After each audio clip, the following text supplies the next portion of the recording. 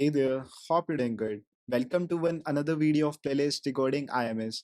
So in previous lecture, we have seen topic lossy and lossless decomposition.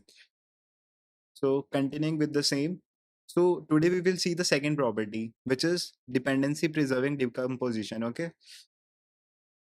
तो ये हमारा second property थी जो हमारी रह गई थी. तो चलिए इससे स्टार्ट करते हैं. तो ये हमने देख लिया था. दो प्रॉपर्टीज होती हैं हमारी, मैंने लास्ट में बताया था. एक है हमारी लॉसलेस जो हम कवर कर चुके हैं, और सेकंड है डिपेंडेंसी प्रिजर्विंग. ये आज हमारा एम है करने का. ठीक है, तो अब इसकी डेफिनेशन देखते हैं. तो बेसिकली क्या होता है फंक्शनल डिपेंडेंसी प्रिजर्विंग का मतलब. तो देखो इसका मीनिंग क्या है. पहले डेफिनेशन देखते हैं, फिर मैं एक्सप्लेन करता हूँ कि इसका मीनिंग क्या है. The dependency preserving decomposition is another property of decompose relation database schema D, in which each functional dependency, say x to y, specified in F, either appear directly in one of the relation schemas R, I, in the decomposed D, or could be inferred from the dependencies that appear in some RI. ठीक है, तो definition से मैं मान के चल रहा हूँ कुछ समझ नहीं आया होगा, तो मैं बताता हूँ क्या हुआ. तो देखो जैसे आर है यहाँ पे. ठीक है, तो क्या हुआ, हमने रिलेशन है ये, हमने इसको डिकम्पोज कर दिया. किसमें, R1 में, R2 में, R3 में. ठीक है, R3 में. तो इसके अंदर भी कुछ एफ डीज होंगी, R1 R2 R3 की. ठीक है, सोचो इसमें F1 F2 एफ डीज है, इसमें F3 है, इसमें F4 F5 है. ठीक है, तो जो भी एफ डीज आएंगी ना, वो आपकी क्या होनी चाहिए, जो इनिशियल आर था, ठीक है, उससे मैच करनी चाहिए. ठीक है, तो सारी डिपेंडेंसीज प्रिजर्व होनी चाहिए. समझ रहे हो, तो देखो जैसे इनिशियली आर था, ठीक है, तो उसके अंदर भी कोई फॉलोइंग फंक्शनल डिपेंडेंसीज होगी, जैसे ए से बी है. ठीक है, ऐसा सपोज करो.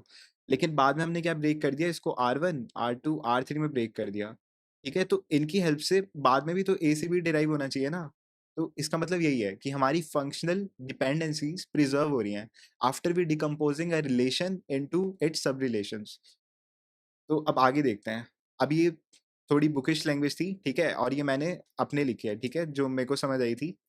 तो अब देखो, ये इजी लैंग्वेज है थोड़ी, आप समझ पाओगे. ठीक है, तो देखो let R be the relation schema with F D set F. ठीक है, इस decompose into sub relation R1 R2 R3 Rn, जो भी मैंने बताया, विद एफ डी सेट. ठीक है, उसकी कुछ सबकी अलग अलग अब एफ डी सेट होंगे. ठीक है, क्योंकि हमने रिलेशन को क्या कर दिया, डिकम्पोज कर दिया. अब सबके अपने अपनी एफडीज होंगी. ठीक है, तो जब सबकी एफडीज का अगर हम यूनियन लेंगे और वो इनिशियल वाली एफ के इक्वल आ गया ना, इक्विवेलेंट, तो हम क्या कहेंगे, डिपेंडेंसीज प्रिजर्व हो रही हैं. जैसे मैंने बताया, जैसे ए से बी है, ठीक है, बी से हमारा सी आ रहा था, सी से हमारा डी आ रहा था. तो ये तो हो गया ओरिजिनल आर में, और उसको हमने ब्रेक कर दिया R1 R2 R3 में. ठीक है, तो इससे मान लो ए से बी आ गई. ठीक है, R2 से बी से सी आ गई, और R3 से सी से डी आ गई. तो देखो यहाँ से ए से बी से सी से डी. ठीक है, और यहाँ पे क्या है, ए से बी से सी से डी. तो ये ना इक्विवेलेंट होने चाहिए. समझ रहे हो, कोई भी फंक्शनल डिपेंडेंसी ऐसे नहीं होनी चाहिए कि कोई मिस हो गई. ठीक है, तो फिर वो प्रिजर्व नहीं हुआ, फिर हमारे सब रिलेशन में ब्रेक करने का कुछ फायदा ही नहीं हुआ. ठीक है, तो हमेशा क्या होना चाहिए, फंक्शनल डिपेंडेंसीज प्रिजर्व रहनी चाहिए. तो अब देखो, और अगर ऐसा नहीं हुआ, सोचो इन केस ऐसा नहीं हुआ, जैसे ये क्या हो गया, एफ हमारा सुपर सेट हो गया, तो यानी कि कुछ मिसिंग होगा इस पार्ट के अंदर. ठीक है, जब हम यूनियन करेंगे तो कुछ कोई ना कोई एफडी हमारी मिस कर रही होगी, इसमें मिस होगी. ठीक है, तो उस केस में क्या होगा, डिपेंडेंसी नॉट प्रिजर्व. तो बस ये दो छोटी सी बातें हैं, इसे याद कर लो, सारे क्वेश्चन हो जाएंगे आगे. तो चलिए अब एग्जाम्पल से स्टार्ट करते हैं. तो एक बार स्टेप्स देख लेते हैं स्टार्ट करने से पहले. तो सबसे पहला स्टेप हम क्या करेंगे, जितने भी एट्रीब्यूट्स है ना हमारे रिलेशन के अंदर, for example R is A B C D. ठीक है, these are the attributes A B C D. तो इस केस में क्या करेंगे, हम सबका क्लोजर लेंगे. तो हमने ए का क्लोजर लिया. ठीक है, फिर ऐसे करके डी तक सबका क्लोजर लेंगे. ये हमारा फर्स्ट स्टेप होगा. जितने भी एट्रीब्यूट्स हैं, we will take closure of each attribute.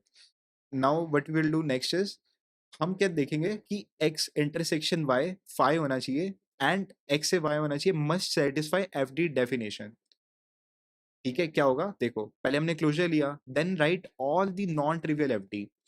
ठीक है, अब हम क्या करेंगे, नॉन ट्रिवियल एफ डी लिखेंगे. अब नॉन ट्रिवियल एफ डी क्या होती हैं, देखो ये x intersection y equal to five, यानी कि उनके बीच में कुछ भी कॉमन नहीं होना चाहिए.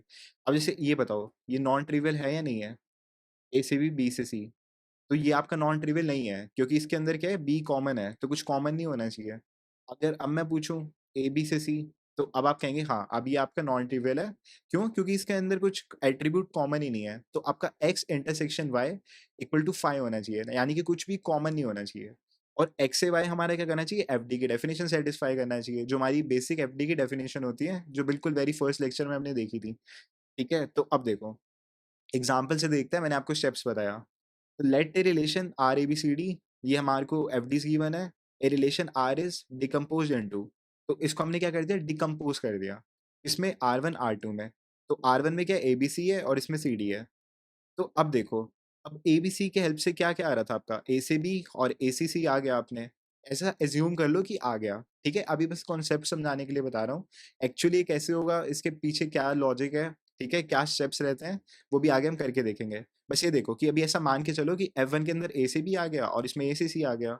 और आपका जो सेकंड सब रिलेशन था R2, उसके अंदर कौन से एट्रीब्यूट्स थे? सी और डी थे। ठीक है, और उससे क्या हुआ आपका? एफ डी कौन सी आ गई? सी से डी।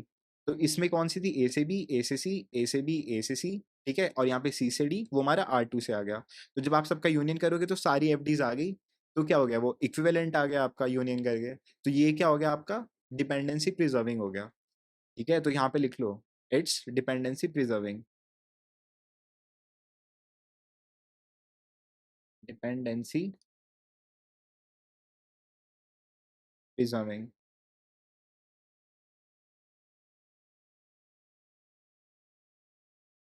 ठीक है, डिपेंडेंसी प्रिजर्विंग। तो अब देखो, आई होप आपको समझ आया होगा। अब हम क्या करते हैं? एक क्वेश्चन करते हैं। ठीक है। ठीक है, तो क्वेश्चन कर रहे हैं। तो इसके अंदर क्या है? हमको क्या एक रिलेशन गिवन है, A B C D E be a relation schema with the following F Ds, A से बी से सी से डी से बी ई।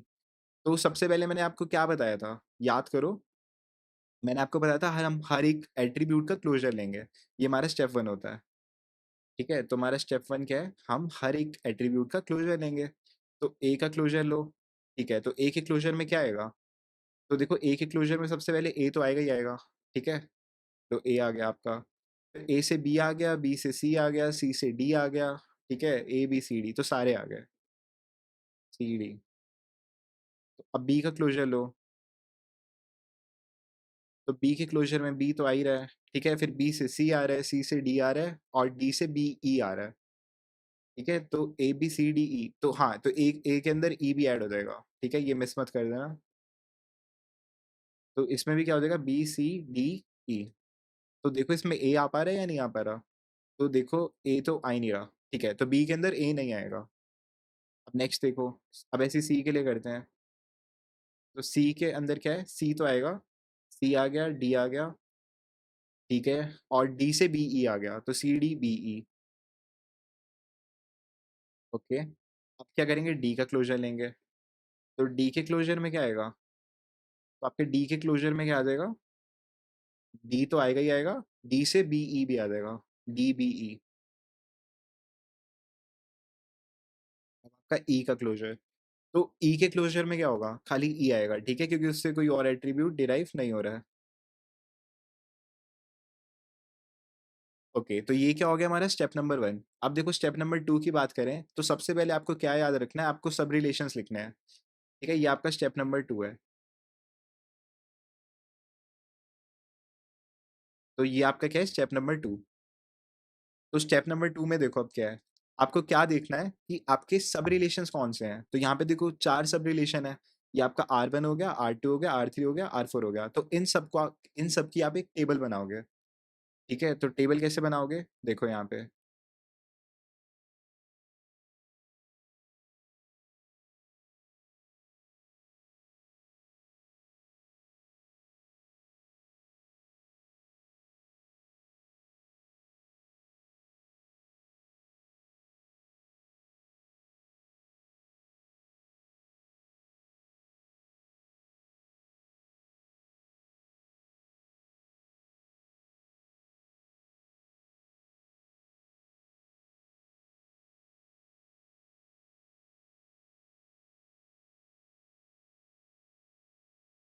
तो अब देखो, सब रिलेशन लिख दो। अब सबसे पहले क्या करो? सब रिलेशन लिख दो इसके अंदर। तो सबसे पहले क्या है? ए बी, देखो, A B B C C D D E. R1 है आपका ए बी, R2 आपका बी सी, R3 आपका CD, और R4 है आपका DE। ठीक है, बहुत सिंपल स्टेप्स बताऊंगा, बिल्कुल वही आपको फॉलो करने हैं। तो अब देखो, एक बार ये BC, R2BC, R3 आपका CD था। ठीक है, तो अब आप क्या करोगे, इससे जितनी भी पॉसिबल नॉन ट्रिवियल एफडीज है ना, पहले वो लिखोगे। ठीक है, वो सेटिस्फाई करती है नहीं करती वो हम बाद में चेक करेंगे। बट सबसे पहले आप क्या करोगे, नॉन ट्रिवियल एफडीज जितनी पॉसिबल है इसमें। तो नॉन ट्रिवियल में मैंने आपको क्या बताया था कि उसके अंदर कुछ कॉमन नहीं होना चाहिए, जो भी आपका एलएचएस वाला पार्ट होता है और आरएचएस वाले में कुछ कॉमन नहीं होना चाहिए। ठीक है, extending to Y where X intersection Y is phi, यानी कि कुछ भी कॉमन नहीं है। अब देखो, तो इससे क्या पॉसिबल है, ए से बी लिख सकते हैं, और सेकंड कौन सी हो जाएगी आपकी, बी से ए, बी से ए। ठीक है, यानी कि हम क्या देख रहे हैं कि इन दोनों के में कौन कौन सी पॉसिबिलिटीज है। ठीक है, ये वैलिड है या नहीं है हम बाद में देखेंगे। ठीक है, ये बाद का काम है, स्टेप 3 का काम है हमारे। बट अभी हम देख रहे हैं कि पॉसिबल, मतलब पॉसिबिलिटीज क्या है कि ऐसा हो सकता है या नहीं हो सकता है। ठीक है, तो देखो ए से बी हो सकता है, बी से ए हो सकता है। ठीक है, और बी सी के केस में क्या आएगा, बी से सी हो सकता है और सी से बी हो सकता है। वैलिड है या नहीं है वो बाद में चेक करेंगे, मैं बार बार कह रहा हूँ। ठीक है, इसमें क्या हो सकता है, सी से डी हो सकती है और डी से सी हो सकती है। तो ये आपकी सारी नॉन ट्रिवियल है। ठीक है, दोनों साइड में कुछ भी कॉमन नहीं है। यहाँ से क्या हो सकती है आपकी, डी से ई, एंड यहाँ पे ई से डी। तब आपको कुछ नहीं करना, अब हम चेक करेंगे कि वैलिड है या नहीं है। तो आप क्या करोगे, जैसे ए से बी है, तो ए से बी वैलिड होने का मतलब क्या है कि आपका ए के क्लोजर में बी आ रहा है। ठीक है, तो बस अब आप पीछे से चेक करोगे क्या ए के क्लोजर में बी आ रहा है। तो देखो ए के क्लोजर में बी आ रहा है, ठीक है, तो आप इसको रहने दोगे, छेड़ना नहीं है इसे। अब देखो बी से ए, तो यानी कि बी के क्लोजर में ए आ रहा है। तो बी के क्लोजर में ए आ रहा है, नहीं बिल्कुल भी नहीं आ रहा। तो हम क्या करेंगे, इसको डिलीट कर देंगे। ठीक है, ये लो, ऐसे आपने कट कर दिया। तो मतलब अब हमने इसको डिलीट कर दिया। ठीक है, तो अब देखो, अब देखते हैं बी से सी के लिए और सी से बी के लिए। तो बी से सी आ रहा है और सी से बी, हाँ सी से बी भी आ रहा है, तो ये दोनों भी रहेंगी। अब देखो सी से डी और डी से सी, सी से डी आ रहा है और डी से सी नहीं आ रहा। ठीक है, डी से सी आपका नहीं आ रहा, दोबारा चेक कर लेते हैं। ई से सी आ रहा है, नहीं आ रहा। ठीक है, नहीं आ रहा, तो हम इसको भी क्या कर देंगे, रिमूव कर देंगे। अब देखो डी, डी ई के लिए, तो डी से ई और ई से डी, डी से ई और ई से डी। तो डी से ई तो आ रहा था जहां तक मुझे याद है, हाँ, और ई से डी नहीं आ रहा था, तो हम इसको भी डिलीट कर देंगे।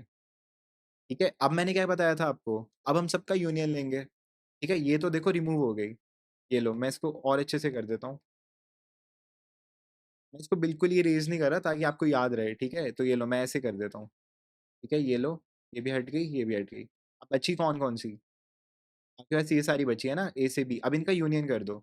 तो यूनियन कैसे करोगे आप, ठीक है, तो अब देखो एक बार मैं इसको ना शॉर्ट कर देता हूँ,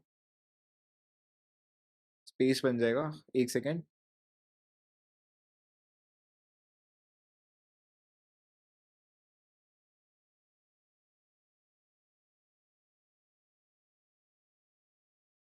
ठीक है, तो अब देखो स्पेस बन गया। अब देखो, अब हम क्या करेंगे, यूनियन करेंगे यहाँ पे। तो यूनियन कर लो यहाँ पे। तो देखो, ए से बी, बी से सी, सी से बी, सी से डी,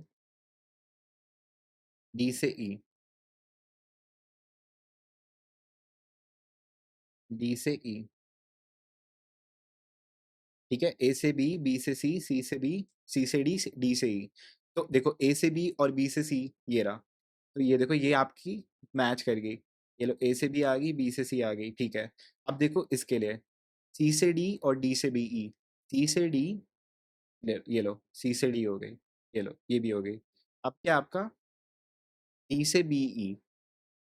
तो यहाँ पे ना हमने, हमको एक बार दोबारा देखना चाहिए। ठीक है, तो यहाँ पे देखो क्या है, डी से बी ई।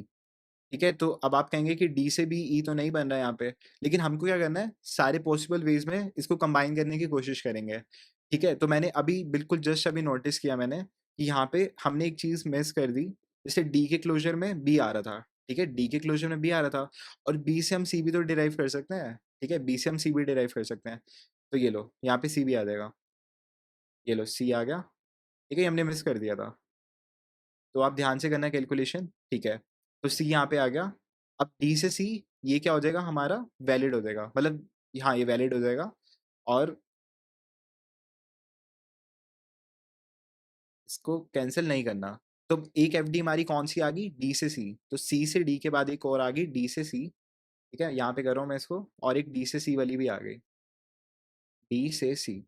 तो हमारी तीन एफडीज मैच कर चुकी हैं, ए से बी, बी से सी से डी, ए से बी से सी से डी, और अब हमारी कौन सी रहेगी, डी से बी ई, ठीक है, डी से बी ई। तो अब देखो डी से बी ई रह गई, ये हमारी कौन सी रहेगी, डी से बी ई।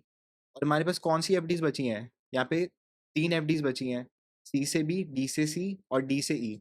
तो हमको देखना है हम इनके कॉम्बिनेशन से क्या डी से बी ई बना सकते हैं इसे।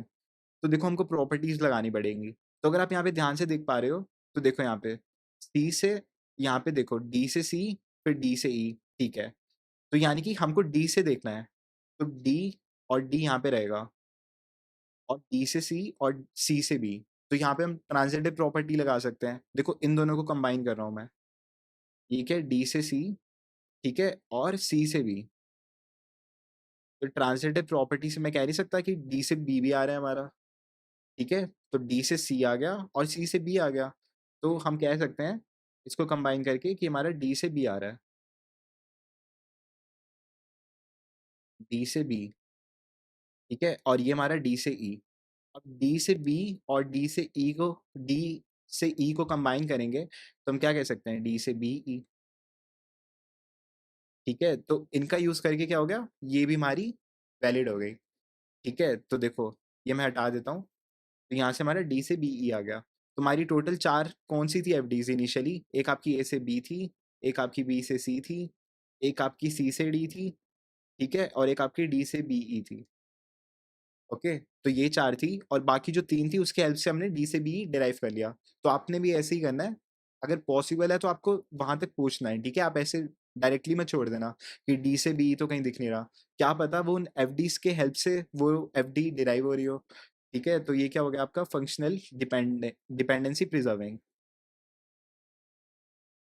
तो क्या हो गया ये आपका डिपेंडेंसी प्रिजर्विंग,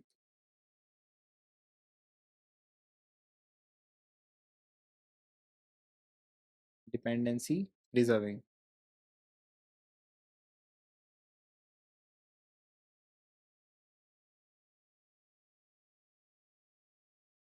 ठीक है। तो ये क्या हो गया आपका क्वेश्चन नंबर वन। अब एक और क्वेश्चन करके देखते हैं। तो देखो अब सेकंड क्वेश्चन में क्या कह रहा है। तो इसके अंदर क्या गिवन है हमें, वही एक रिलेशन गिवन है, A B C D, be a relational schema with the following F Ds. तो हमें यहाँ पे क्या गिवन है, एफ डीज, दो एफ डीज गिवन है, ए से बी एंड सी से डी, ठीक है।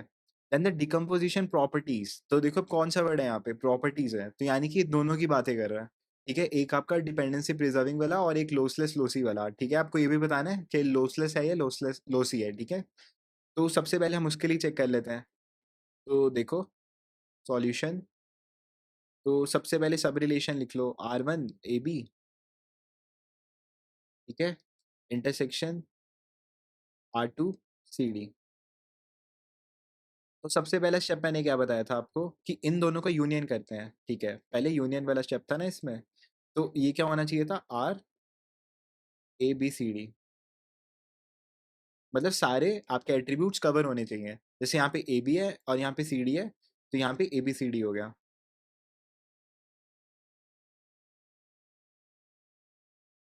A B C D. अब हम चेक करेंगे कि इसके इक्विवेलेंट है या नहीं है, ठीक है, ये अभी नहीं लगा सकते, अभी हम इसको चेक करेंगे। तो पहला स्टेप तो हमारा सही है कि सारे एट्रीब्यूट्स हमारे कवर होने चाहिए, वो हो रहे हैं। अब देखो नेक्स्ट है हमारा, हम क्या फाइंड करते हैं लॉसलेस लॉसी में, इंटरसेक्शन, ठीक है। अब इनका इंटरसेक्शन क्या होगा, R one A B intersection R two C D, ठीक है। तो इनका इसका इंटरसेक्शन आ जाएगा आपका फाइव, ठीक है। कुछ इंटरसेक्शन में इसके है ही नहीं, कुछ कॉमन ही नहीं है, तो ये क्या हो गया आपका लोसी ज्वाइन हो गया, लोसी ज्वाइन,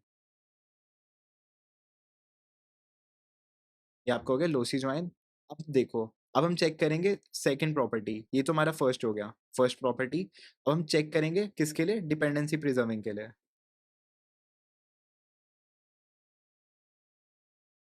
डिपेंडेंसी प्रिजर्विंग, ठीक है, ये हमको चेक करना है। ठीक है, चेक कर रहे हैं। ये तो हमारा हो गया, बट सेकंड वाला हम अभी हम चेक करेंगे। ठीक है, ये हमारा लॉसी है। और नेक्स्ट है डिपेंडेंसी प्रिजर्विंग। तो देखो इस केस में क्या होगा, मैंने आपको बताया था टेबल बनाएंगे हम सब रिलेशन की, या फिर हम क्या करेंगे, सबसे पहले हर एक का हम क्लोजर लेंगे। तो देखो यहाँ पे कौन सा रिलेशन है, यहाँ पे हमारा R A B C D. ठीक है, R A B C D, A B C D. ठीक है, तो अब देखो हम हर एक का क्लोजर लेंगे। तो फर्स्ट हमारा ए का क्लोजर, सेकंड बी का क्लोजर, सी का क्लोजर, और ऐसे डी का क्लोजर। तो ए के क्लोजर में क्या आएगा, देखो।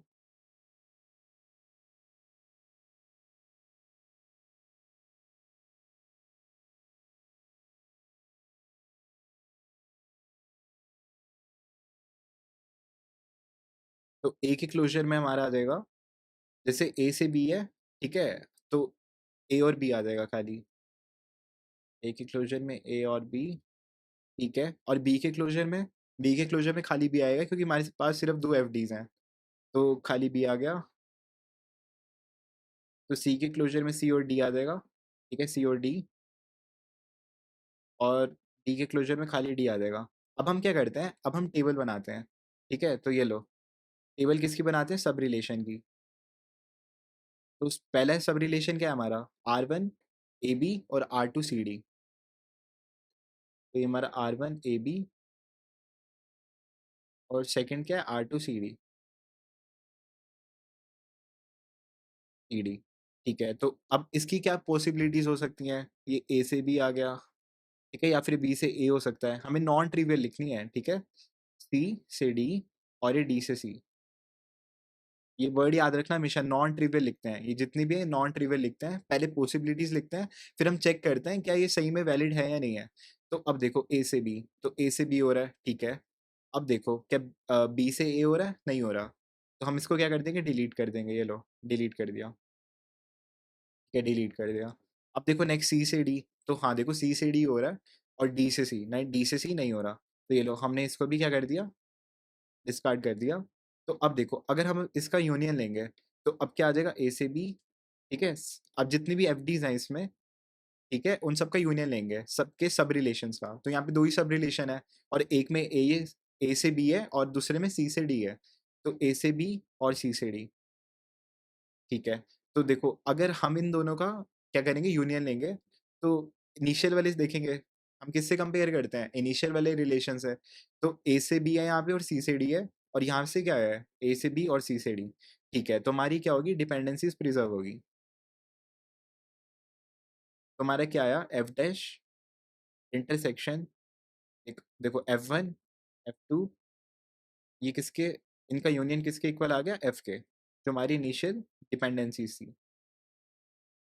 ठीक है, तो अब क्या कह सकते हैं हम सेकंड पॉइंट में, इट इज डिपेंडेंसी प्रिजर्विंग।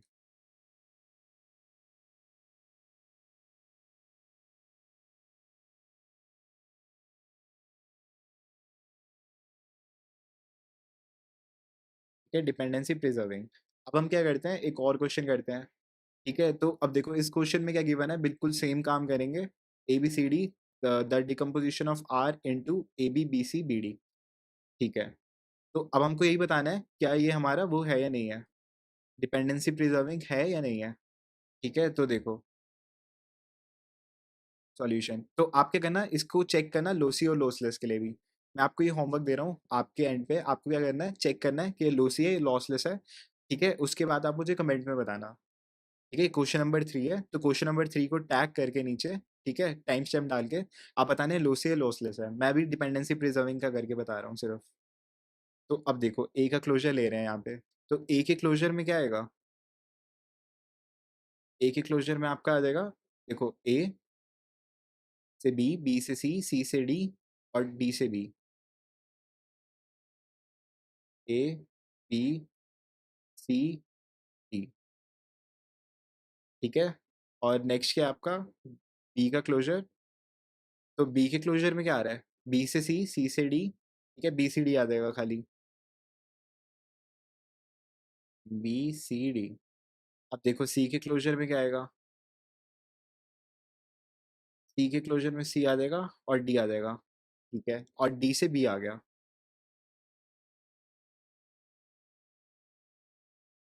अब देखो नेक्स्ट, तो अब है नेक्स्ट डी का क्लोजर। तो डी के क्लोजर में क्या आ जाएगा, डी और बी आ जाएगा।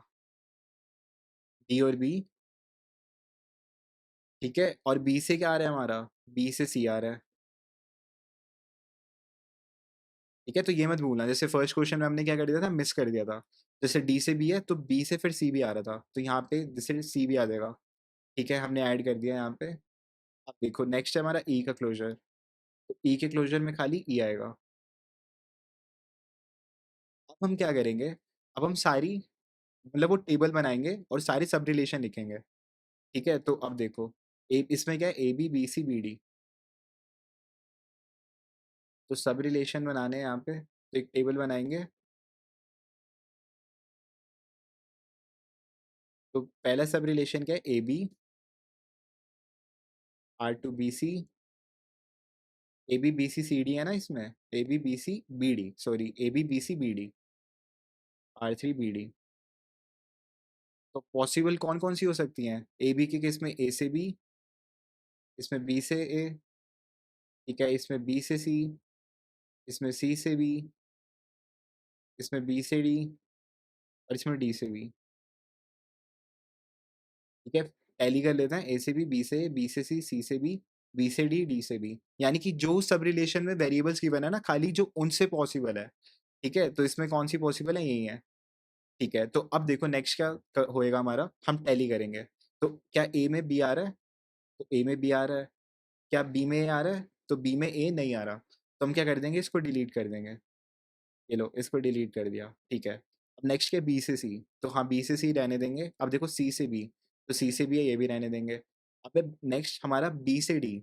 ठीक है, क्या बी से डी हो रहा है, देखो हाँ, देखो बी से डी हो रहा है, और डी से भी बी हो रहा है, तो इसको रहने देंगे। ठीक है, तो अब देखो इनका यूनियन कर लो, ए से बी से सी से बी से डी, और डी से बी।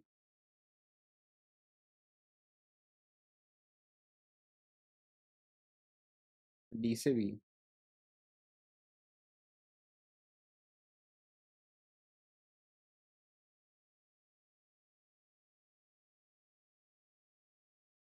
ठीक है, तो ये हमारी 5 एफडीज होगी, और किससे टैली करनी है हमने, ए से बी से सी से डी। तो इनको टिक करते जाओ। तो ए से बी हो गया, बी से सी हो गया। ठीक है, सी से डी और डी से बी। ठीक है, तो अब कौन सी रहेगी, खाली एक रह गई ना हमारी यहाँ पे, रिजर्व होनी, सी से डी। ठीक है, तो अब देखो हमारे पास पेंडिंग कौन सी हैं, दो हैं। तो अब देखो इनको अगर मैं ज्वाइन करूँ तो क्या आ जाएगा, अगर मैं इसमें क्या लगाऊंगा, ट्रांजिटिव प्रॉपर्टी लगाऊंगा। जैसे सी से बी डिराइव हो रहा है, ठीक है, और बी से डी हो रहा है, तो मैं ये कह नहीं सकता कि सी से डी भी हो रहा है। ठीक है, सी के क्लोजर में डी तो आएगा ही ना, तो फिर मैं क्या करूंगा, यहाँ पे सी से डी लिख दूंगा।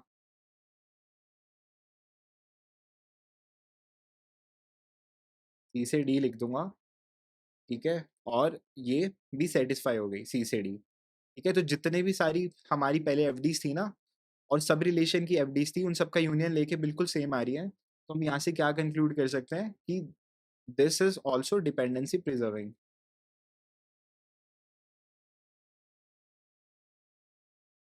Preserving, dependency preserving.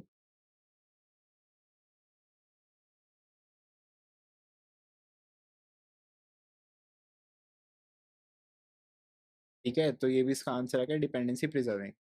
अब देखो, अब ना आपको खुद से ट्राई करना है। ठीक है, मैं आपको 3 क्वेश्चन दूंगा, अभी हमने जैसे 3 क्वेश्चन किए हैं, और बहुत इजी टॉपिक है ये, बहुत ज़्यादा इजी है। ठीक है, तो अब आपको थोड़ी प्रैक्टिस करना, खुद से करना अब। हाँ, तो ये क्वेश्चन है। ठीक है, अब देखो इसके अंदर ध्यान से मैं एक बात बताऊंगा। जैसे इसके अंदर R1 की जब टेबल बनाओगे तो क्या आएगा, पी क्यू आर आएगा। ठीक है, पी क्यू आर आएगा। तो चलो मैं आपको बस हिंट दे देता हूँ, यहाँ पे हिंट दे रहा हूँ, हिंट। ठीक है, तो ये आपको करना खुद से ही है। जैसे अभी हमने दो के लिए किया था, तो क्या क्या पॉसिबिलिटीज थी कि आर से एस हो जाएगा और एस से आर हो जाएगा, बट यहाँ पे आपके तीन वेरिएबल्स हैं। ठीक है, आप में से बहुत ज़्यादा तो समझ गए होंगे काफ़ी ज़्यादा लोग कि कैसे होने वाला है ये नॉन ट्रिवियल एफडीज़ कौन-कौन सी पॉसिबल है। बट इन केस कि आपको समझ नहीं आ रहा है कि कौन-कौन सी पॉसिबल है, तो मैं आपकी हेल्प कर देता हूँ, एक हिंट दे रहा हूँ यहाँ पे आपको। जैसे R1 है, जब आप इसकी टेबल बनाओगे PQR, ठीक है? तो अब देखो इसमें कौन-कौन सी पॉसिबिलिटीज़ हैं। आप मतलब किस-किस के लिए चेक करोगे? चेक, ठीक है? चेक किसके लिए करोगे? एक आपका हो गया P से Q, ठीक है? एक हो गया आपका P से R, एक हो गया आपका Q से P, एक हो गया Q से R, एक हो गया R से P और आपका R से Q, ठीक है? तो P से Q, P से R, Q से P, Q से R, R से P, R से Q। तो ये आपकी नॉन ट्रिवियल एफडीज़ हैं, ठीक है? इन सब के लिए चेक करोगे। और अब देखो और कौन-सी पॉसिबल हो जाएँगी आपकी PQ से R, ठीक है? PR से Q, P 1 सेकंड, PR से Q और कौन-सा रह गया? QR से P, QR से P, ठीक है? तो आपकी यही सारी नॉन ट्रिवियल एफडीज़ होंगी। तो जैसे जो लाइन बनाते हैं ना मैं ऐसे, तो ये सारी एफडीज़ लिखोगे और फिर चेक करोगे कौन-कौन सी वैलिड है। ठीक है? मतलब कौन-कौन सी क्लोज़र में आ रही हैं, कौन-कौन सी सैटिस्फाई कर रही हैं। तो देखो ये सारी बनेंगी और दूसरा तो आरएस है। ये होमवर्क है आपको खुद से करना है, ठीक है? कमेंट में बताना क्या डिपेंडेंसी प्रिज़र्व हुई है नहीं या नहीं हुई, ठीक है? एक आरएस, तो इसका भी बता देता हूँ। तो मेन तो यही था इस क्वेश्चन का क्रक्स, ठीक है? बाकी तो सेम रहेगा। मेन इस क्वेश्चन का यही क्रक्स था कि ये आपको एफडीज़, नॉन ट्रिवियल एफडीज़ मतलब कौन-कौन बना पा रहा है, ठीक है? यही चेक करना था इस क्वेश्चन में। बाकी अब देखो इसमें कौन-कौन सी पॉसिबिलिटीज़ हैं, एक आर से एस और एस से आर, ये तो अभी हमने किया। बस ये जो 3 वाला था ना कॉम्बिनेशन, इसमें तो ये सारी बननी है। तो इन सब के लिए चेक कर लेना, ठीक है? ये ट्राई खुद से करना है। तो मेरे को कमेंट सेक्शन में बताना, ठीक है? क्या जो आपका आंसर आएगा, क्या डिपेंडेंसी प्रिज़र्व हो रही है या नहीं हो रही, ठीक है? ट्राई। और ये आपका एक और है, ठीक है? ट्राई इसे भी करना, ये बहुत सिंपल क्वेश्चन है और एक और है, ठीक है? तो मैंने आपको टोटल 3 क्वेश्चन होमवर्क में दिए हैं, तो आपको कमेंट में तीनों करके बताने हैं, ठीक है? बहुत सिंपल है, सेम कांसेप्ट हर क्वेश्चन में अप्लाई होएगा। ठीक है? जैसे अब यहाँ पे भी देखो R2 BCD है, ठीक है? तो बिल्कुल सेम जैसे अभी बताया 3 के वेरिएबल के केस में क्या बनेगा, वो सारी पॉसिबिलिटीज़ बनेंगी और आपको हर एक के लिए चेक करना है, ठीक है? तो अब देखो 3 क्वेश्चन होमवर्क हो गए, बाकी 3 हमने डिस्कस कर लिया है। तो आज के लिए इतना ही, आई होप आपको समझ आया होगा ये टॉपिक, बहुत सिंपल था। तो मैं कंक्लूड कर देता हूँ कि हमने डिकम्पोज़िशन वाले में सिर्फ़ 2 प्रॉपर्टीज़ पढ़ी हैं, ठीक है? 2 ही होती हैं, एक लॉसलेस लॉसी, ठीक है? उसकी कंडीशंस थी अपनी और सेकंड प्रॉपर्टी थी हमारी डिपेंडेंसी प्रिजर्विंग, ठीक है? तो अगर आपको ये दोनों प्रॉपर्टीज़ आ गई तो आप मतलब आपका ये टॉपिक क्लियर है, ठीक है? और जो अब नेक्स्ट लेक्चर होगा ना, उसके अंदर हम क्या स्टार्ट करेंगे नॉर्मलाइज़ेशन। नॉर्मलाइज़ेशन कि मतलब नॉर्मलाइज़ेशन की नीड क्यों है, ठीक है? अभी छोड़ो, वो बाद में देखेंगे नेक्स्ट लेक्चर में, अभी कन्फ्यूज़ मत हो। जो भी 3 क्वेश्चन दिए हैं, बस ये करके मुझे कमेंट सेक्शन में बताना। Okay, thank you, that's all for today, see you in next lecture, bye.